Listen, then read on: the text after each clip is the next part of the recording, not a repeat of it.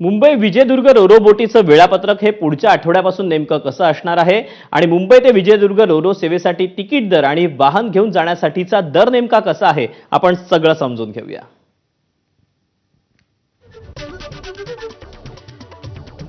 भाऊच्या धक्क्यावरून सकाळी 8 वाजता ही बोट निघेल। विजयदुर्गला साधारणपणे दुपारी 3 वाजता पोहोचेल। विजयदुर्गवरून दुपारी 12 वाजता फेरी सुटेल आणि संध्याकाळी 7 वाजता भाऊच्या धक्क्याला पोहोचेल। 4 मार्चला भाऊच्या धक्क्यावरून सकाळी 8 वाजता निघेल आणि 4 मार्च रोजी विजयदुर्गला दुपारी 3 वाजता पोहोचेल। त्यानंतर 5 मार्च रोजी विजयदुर्गवरून दुपारी 12 वाजता ही फेरी सुटेल आणि संध्याकाळी 7 वाजता भाऊच्या धक्क्याला पोहोचेल। 7 मार्च रोजी भाऊच्या धक्क्यावरून सकाळी 8 वाजता ही बोट निघेल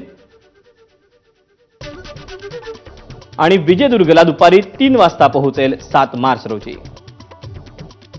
त्यानंतर 8 मार्चला विजयदुर्गवरून दुपारी 12 वाजता फेरी सुटेल आणि संध्याकाळी 7 वाजता 8 मार्चला पुन्हा पोहोचेल भाऊच्या धक्क्याला।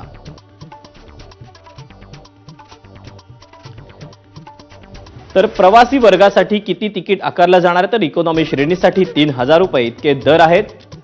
मुंबई ते विजयदुर्ग रोरो सेवेचे प्रीमियम इकॉनॉमिक श्रेणीसाठी 5000 रुपये इतका दर आकारला जाणार आहे। तर बिझनेस श्रेणीसाठी 7000 रुपये इतका दर आहे। फर्स्ट क्लास श्रेणीसाठी 9000 रुपये तिकीट असणार आहे। तर कारचं भाडं नेमकं कसं असेल? एक्सेल अतिरिक्त मोठ्या वाहनांसाठी 9000 रुपये आकारले जातील। लार्ज मोठ्या वाहनांसाठी 8000 रुपये असतील। तर मध्यम वाहनांसाठी 7000 रुपये इतके आकारले जातील। तर लहान वाहनासाठी स्मॉल कारसाठी 6000 रुपये इतका दर आहे। तर दुचाकीसाठी 1000 रुपये, तर सायकलसाठी 600 रुपये